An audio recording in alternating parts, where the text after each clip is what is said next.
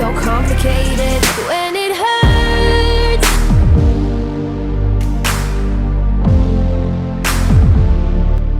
Oke, halo sebenarnya kini sampai lagi kita di MotoGP 20 kali lagi untuk episode pertama kita di kelas Moto2. Dan hari ini karena Mandalika nggak mau untuk nerima permintaan kita dengan gaji yang tinggi, makanya kita nggak bakal bisa untuk gabung sama Pertamina SAGJ. Dan gak hanya SAG aja, bahkan di sini ada Marvidies juga yang lagi kita kejar untuk tawaran gaji yang tinggi. Dan ternyata hasilnya sama aja, padahal hampir deal, cuman ya saya sama aja kita nggak bisa untuk memiliki gaji tinggi yang sesuai dengan apa yang kita mau. Makanya kita hari ini gabungin sama Sky Racing yang emang udah fix, timnya kuat, tambah lagi untuk gaji Sky Racing juga udah lama banget, yaitu di angka 525.000 untuk JR nya. Makanya kita hari ini bakal langsung aja gabung terkontrak sama Sky Racing untuk musim kita pertama di Moto2 Championship musim kali ini.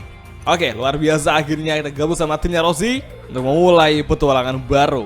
Saat ini kita bakal pakai aja untuk memilih kalender lama, soalnya gue sendiri pengen banget nyobain balapan di benua Amerika karena udah semusim kita di Moto3 nggak pernah untuk nyentuh benua Amerika. Bahkan ya pastinya untuk beberapa pembalap yang ada di MotoGP langsung itu pasti bakal kangen juga untuk balapan di benua Amerika seperti di Austin dan juga di Termas Rio Hondo.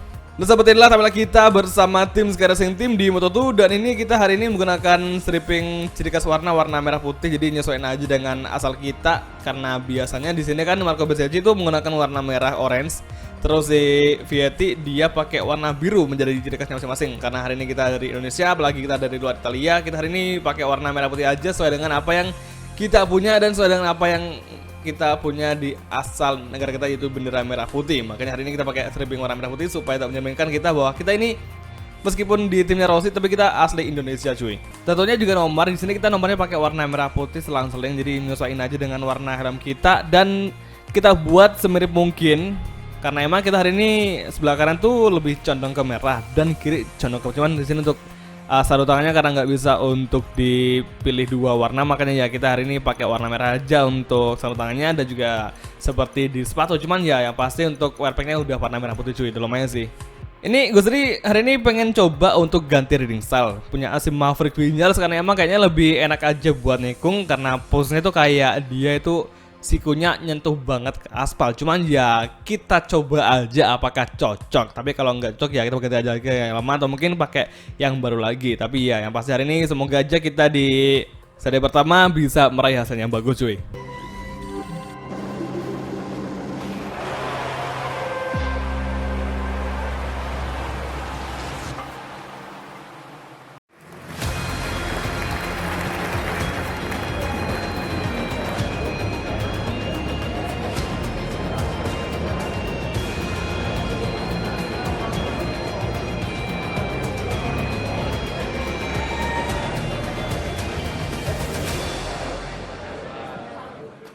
Dan akhirnya sampailah kita di lobby dari tim Sky Racing bersama Surasep yang kali ini berlaga di kelas Moto2. Meskipun nggak tahu apakah hari ini kita bakal menjadi seorang juara karena kita sangat frustasi dengan fisik yang ada di kelas Moto2. Hari ini juga ada penambahan customized team, maksudnya untuk junior team, tapi hanya di kelas Moto3 aja karena kita belum sampai di kelas MotoGP untuk memiliki kelas Moto2 junior team. Makanya ya masih kita sabar aja, tapi kayaknya sih gue sendiri nggak bakal main ini karena nggak tahu kenapa kok kurang seru aja sih. Jadi makanya kita kali ini fokus aja untuk karir karena emang kita sendiri nggak memiliki waktu yang cukup cuy. Kita harus bisa untuk ngembangin dulu motor ini supaya nanti kita bisa menjadi pemenang. Minimal ya kita harus 2 musim di Moto2. Dan di sini pun kita ada 3 pengembangan, ada elektronik, frame dan juga engine. Sementara di aerodinamik itu nggak ada karena emang itu hanya ada di kelas MotoGP aja. Dan di elektronik pun nggak ada untuk DJS. Dan ternyata gue baru tahu bahwa di sini meskipun kita belum ikut balapan, tapi kita udah bisa untuk ngembangin motor karena emang kita setiap minggunya kalau kita nge-skip waktu mingguan itu kita ngedapetin sejumlah poin yang bisa kita gunain untuk ngedevelopment motor yang kita pakai. Makanya kita hari ini pun ya step by step untuk ngembangin motor meskipun di engine masih ada di bagian 1. Tapi enggak apa, karena pengembangan tuh nggak mesti cepet banget, yang penting kita telan aja untuk latihan sekaligus menjadi lebih berskill aja untuk mengendarai motor yang luar biasa susah banget ketika diakselerasi kan. Emang di sini untuk handling sendiri atau fisiknya itu luar biasa, ngebuat kita wah bener-bener kayak geleng-geleng kepala cuy. Tapi semoga nanti di seri pertama kita bisa layak untuk tembus ke podium, minimal podium 3 meskipun mustahil banget. Nah, kayaknya kita bisa nyelesain pengembangan ini nanti sebelum seri pertama, karena emang masih ada waktu berapa minggu untuk kita bisa nyelesain pengembangan yang pertama sekali cuy, yaitu di engine dan juga di frame. Tuh, 3 minggu lagi kan, dan 1 minggu lagi. Oke, untuk file kedua semoga aja kita bisa untuk lebih bagus di sesi FP3, karena kita pengen tembus ke Q2 cuy. Nah, saat ini yang menjadi posisi pertama adalah Fabio Di Gianantonio. Setelah kita masuk posisi kedua dengan hari ini ada yang gue bingung, kenapa di sini kita bisa cepet banget. Jangan sampai nanti kalau kita lagi balapan itu keadaan berbanding terbalik, karena AI biasanya suka ngeprank kalau udah di sesi latihan atau mungkin di sesi kedua. Jadi waktu race-nya mereka bakal langsung menggila dan nggak bisa untuk kita kejar. Itu menjadi ciri khas dari AI yang ada di game MotoGP 21. Nah, saat ini first corner kita bakal berusaha terus bisa meraih posisi pertama, meskipun gue tadi agak ragu karena kita kemarin di tes Moto2 itu kita nggak pernah untuk berada di baris depan. Bahkan kita aja sangat kesusahan cuy. Jadi kalau kita hari ini menjadi pimpinan di sesi Privatis, itu adalah hal yang sangat mustahil. Dan itu mungkin bener kita menjadi pengisi pertama, cuman ya kayaknya nanti bakal terprank juga. Karena gue sendiri pernah ngalamin dimana kita balapan yang awalnya di Q2 bagus banget, ternyata di seriesnya itu keadaan berbanding terbalik cuy.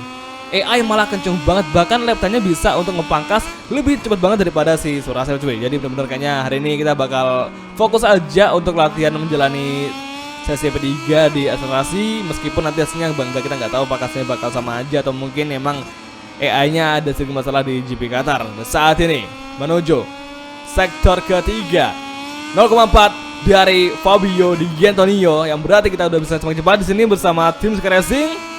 Atau mungkin karena cuaca kering makanya kita hari ini sangat-sangat kenceng banget cuy.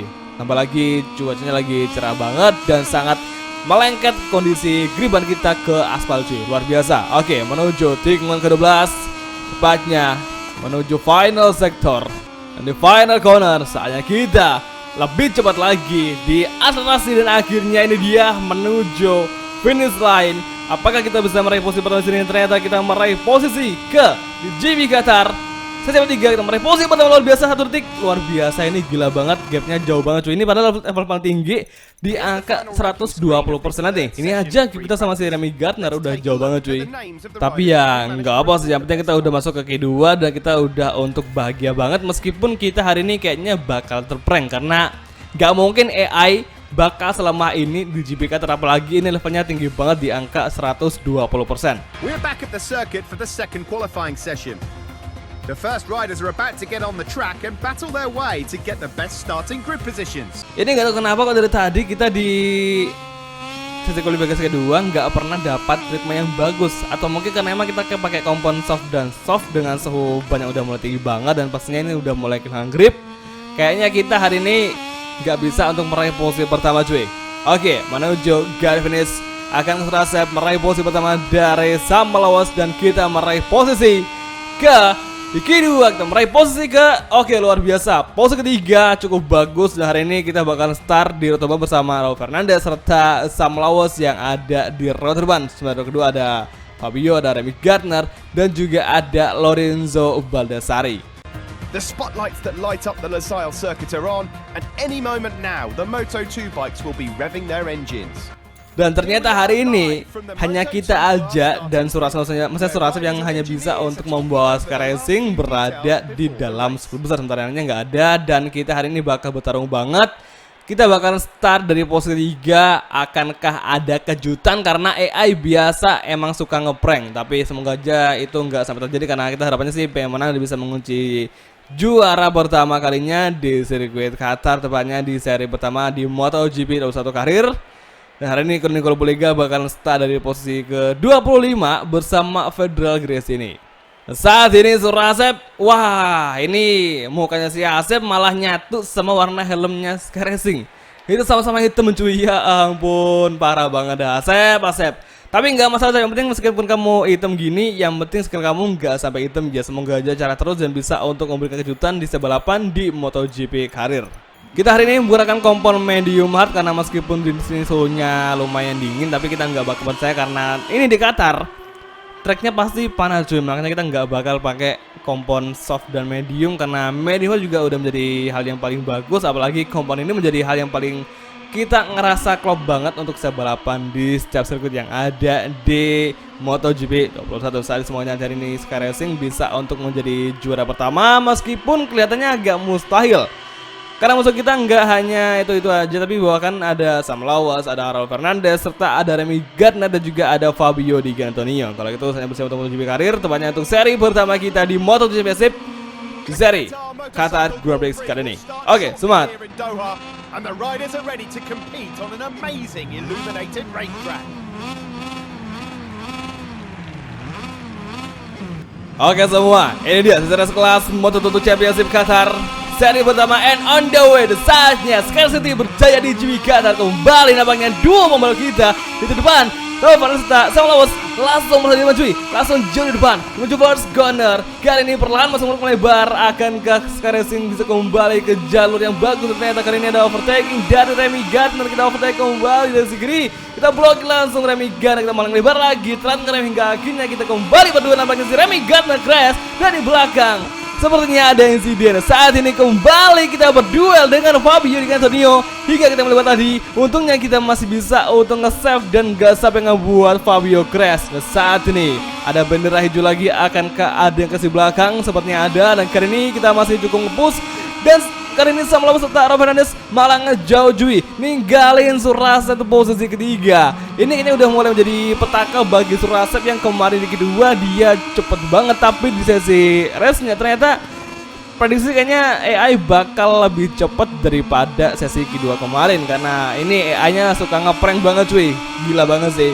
Oke, sektor ketiga Surasep, Di Giannantonio, Fernandez, Baldassarri, Joe Roberts, dan Jorge Navarro. Dan hari ini hanya ada satu Sky Racing yang berada di posisi 5 besar. Dan nampaknya Sam Lawas, Remy Gardner, Raul Fernandez itu udah jauh banget dan kita malah nggak bisa untuk mendeketin atau menyamai race pace mereka berdua cuy. Kayaknya kita harus bertahan aja supaya bisa untuk tembus ke posisi ketiga. Dan saat ini di final sektor tikungan ke-14 menuju tikungan ke-15, 2 tikungan terakhir. Semoga aja kita bisa masih memimpin jalannya balapan kali ini di posisi ketiga karena kita hari ini dan tampaknya di belakang mengejar. Nampaknya Baldassarri dan crash di belakang. Baldassarri crash di belakang. Apa yang terjadi? Sepertinya Baldassarri crash di track rusher. Saat ini kembali di belakang ada yang mengejar. Wow, hati-hati. Oh my god, keren banget cuy. Oke, track lurus. Hati-hati, jangan sampai kita di overtaking. Dan Bob Schneider, Mas Bo di posisi keempat di belakang kita kencang sekali, gila. Pertamina cuy datang tiba-tiba untuk masuk ke posisi keempat dan sekarang menyerang Surasep hingga akhirnya kali ini kita harus hati-hati dari serangan Pertamina SAG. Kembali Mas Bo mau overtaking Surasep, astaga, kenceng banget Mas Bo, gila gokil. Oke, kembali mengejar Surasep, akan kesulitan mengejar sini dan ternyata di track terus menuju ke keempat kita nggak bisa. Oke, ada peluang kita overtaking Mas Bo dan ternyata Mas Bo lebih kuat cuy, gila gokil. Apex-nya bagus banget cuy. Ih gokil gila. Aduh, kita esnya malah lepas untuk posisi keempat. Tapi nggak masalah, yang penting Mas Bo udah di posisi. Malah kita kehilangan kendali, kita melebar lagi. Sayang sekali Surasep gagal untuk mengejar dan berdua dengan SAG Pertamina cuy. Hingga akhirnya kita tergeser dan tercecer ke urutan ke-6 saat ini. Dan kali ini Calestino Vietti merasa ke posisi ke-6. Akankah Sky Racing kembali mengamankan posisi ketiga? Dan ternyata kita hari ini malah tercecer dan nggak bisa terlalu bagus. Dan hari ini Surasep bakal berjuang banget di sisa balapan di GP Qatar. Dan Mas Bo udah langsung ngejauh. Ini AI-nya gila banget cuy, asli dah tuh. Baru aja kita di overtaking, si Mas Bo udah ngejauh banget cuy. Hingga akhirnya kali ini si Fernandez sama Navarro udah kenceng banget untuk siap menerkam kita, untuk siap meninggalkan kita di posisi kelima. Hingga akhirnya kali ini Vietti juga lagi menempel ketat Surasep untuk posisi ke-6. Oke, final sektor 2 tikungan terakhir sebelum lap ketiga hari ini. Sam Lawas, Raul Fernandez, Bob Schneider mengisi 3 besar saat ini di final corner. Kita heartbreaking from Surasep kembali merasa kita cuma lebar tadi ke box fighting. Kali ini ya Vietti masuk dong. Oke, mencoba slipstream yang power orang ketiga bisa ke Surasep mengejar Vietti. Dengan tim di Sky Racing akhirnya kencang sekali di top speed luar biasa Surasep bisa mengalahkan Vietti di sini, tepatnya di entry corner timur pertama cukup nge-sliding dan hati-hati jangan sampai crash. Navarro, Augusto Fernandes kembali mendekati itu posisi kelima dan keempat di lap ketiga awal sektor pertama menuju sektor kedua. Karena ini kondisi ban kita depan udah mulai habis sebelah kanan dan pastinya kita harus bisa bertahan nanti hingga lap terakhir di lap kelima.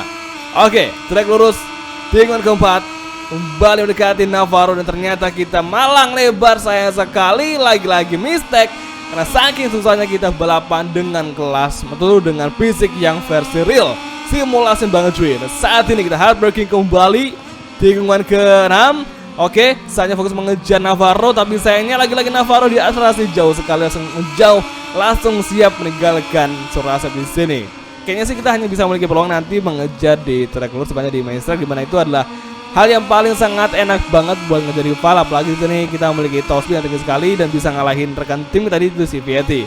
Kali ini Joe Robert Sam lawas lap time-nya gila banget cuy, 1 menit 59. Kita tadi di kualifikasi 2 menit 3 detik dan ini si Sam lawas malah ngecetak waktu di bawah 2 menit.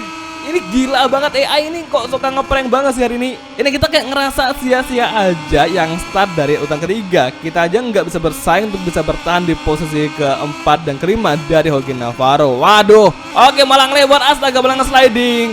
Lebar lagi kembali namanya overtaking dari dua rival Joe Robert dan serta Stefano Manzi. Kembali Flexbox HP mau overtaking hingga akhirnya Surasep gagal. Ini ngapain untuk malang lama cuy? Ya ampun. Oke, Vietti, Marcel Schroeder bakal kita overtaking di akselerasi menuju top speed dan kali ini mencoba slip trim di belakang Vietti. Kita overtaking Vietti setelah mengejar Stefano Manzi akan ke Surasep mengejar dan ternyata kali ini kita overtaking Manzi serta Joe Robert. Bisakah kita heartbreaking, kita overtake dan akhirnya luar biasa malang lebar, kecolongan lagi Surasep gagal bertahan hingga akhirnya kita kembali ke urutan ke-9 sekarang di belakang dari Vietti. Kembali Vietti kita overtaking dari segeri rekan tim dari tim Sky Racing. Semoga aja kita pulang di sini overtaking Sky Racing. Oke, ini dia tepatnya Vietti kita overtaking di track lurus dan kita mencoba trim. Terus segeri kita overtaking Vietti dan nampaknya masih belum bisa kembali mencari peluang di sini. Kita overtaking Vietti dan akhirnya bagus sekali kita kalahkan rekan tim kita hingga akhirnya Vietti melebar. Luar biasa, akhirnya Surasep berhasil kembali ke urutan ke-8 saat ini. Tapi sayangnya kita gagal untuk bertahan di posisi ke-6. Ini asli cuy, nggak tahu kenapa hari ini kita benar-benar kayak wah ini krusial banget. Apalagi di sini kita untuk lap time-nya nggak bisa untuk menyamai dari sisa melawas yang memiliki lap time itu di bawah 2 menit. Kita aja hari ini cuma mentok di angka 2 menit 1 detik cuy.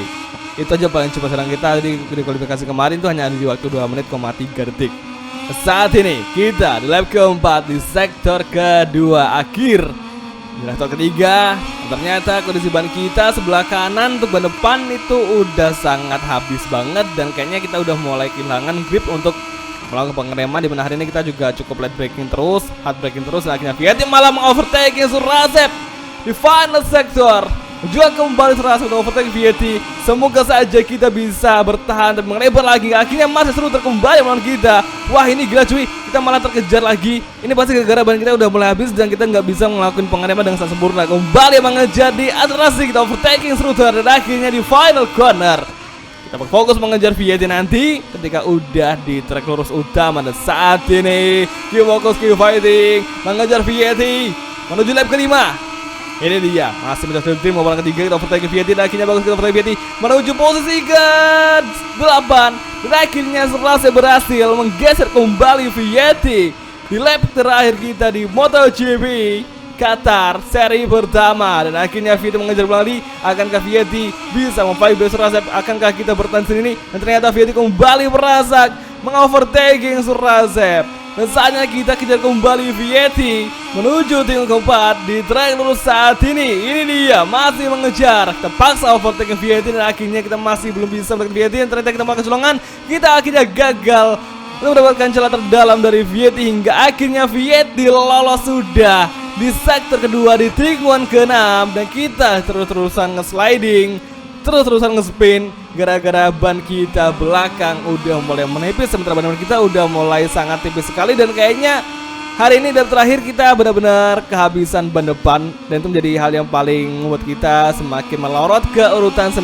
sekarang. Tapi semoga aja Slaughter nggak sampai tuh mengalahkan suara di sini. Dan ternyata Marco BSLC, wow, Sky Racing Team itu BSLC di posisi 11, yang berarti kalau si BSLC bisa menggeser Slaughter, maka Sky Racing Team bakal berada di urutan yang sama, itu posisi 8, 9, dan ke-10. Kali ini diupanya di final sektor.